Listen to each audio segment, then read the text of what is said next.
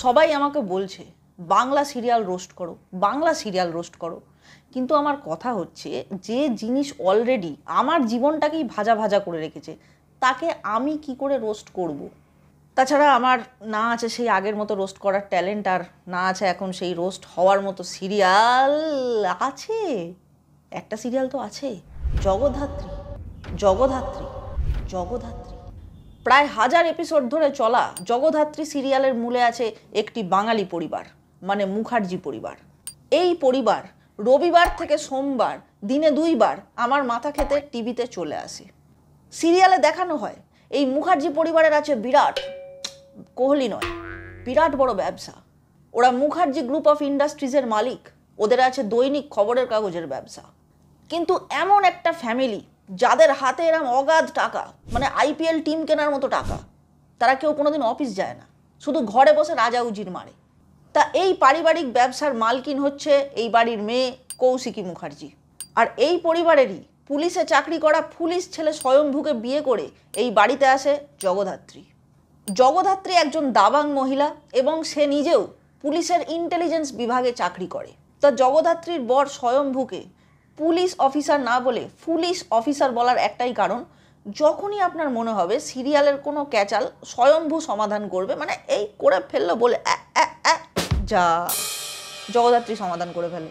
প্রায় 1000 এপিসোড ধরে চলা জগদ্ধাত্রী সিরিয়ালের মেন 2 ক্যারেক্টার, অর্থাৎ জগদ্ধাত্রী আর কৌশিকী মুখার্জি, এরা দুজনকে আমি দেখলাম, মানে এরা গোটা সময়টা ধরে চেষ্টা করে গেল শুধু নিজেদেরকে বেসিক্যালি ননসেন্স প্রমাণ করার। কারণ মানুষের যে 5টা বেসিক সেন্স থাকে, মানে 5টা ইন্দ্রিয়, ওরা এই 5টা ইন্দ্রিয়কে জাস্ট কোনো ইন্দ্রিয় গ্রাহ্য করেইনি।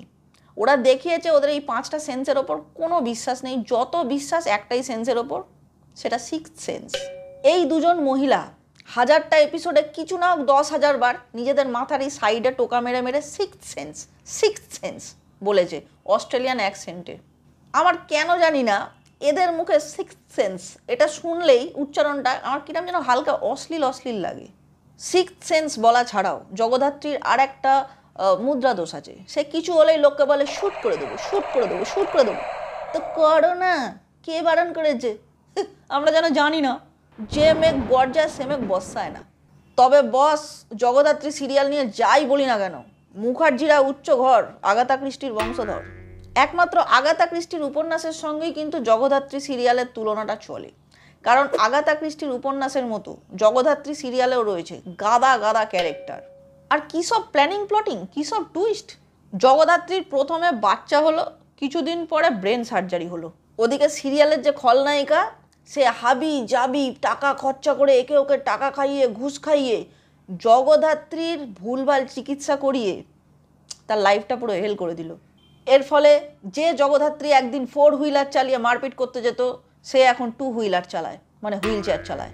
মানছি জগদ্ধাত্রীর সাথে যে জিনিসটা হয়েছে সেটা খুবই খারাপ হয়েছে, কিন্তু এই সিরিয়ালের যে খলনায়িকা, তার মনের জ্বালাটাও কিন্তু আমি বুঝি। দেখুন, মুখার্জিদের ব্যবসা দৈনিক খবরের কাগজের, কিন্তু কি বলবো, দৈনিক তো দূর, বাৎসরিক একবারও আমি এই সিরিয়ালে কাগজটা দেখিনি।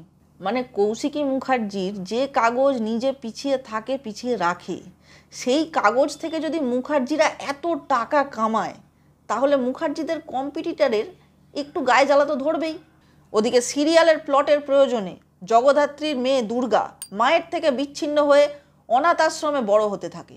আমরা দেখতে পাই জগদ্ধাত্রীর মেয়ে অনাথ আশ্রমে ধীরে ধীরে বড় হয় এবং অসভ্য হয়। সে একই সঙ্গে নিজেকে এলাকার দাদা এবং ঋতুপর্ণ ঘোষ মনে করে। সে নিজের থেকে বয়সে বড় মানুষজনকে তুই তোকারি করে কথা বলে এবং এমন হাবভাব করে যেন সে হুব্বা শ্যামল।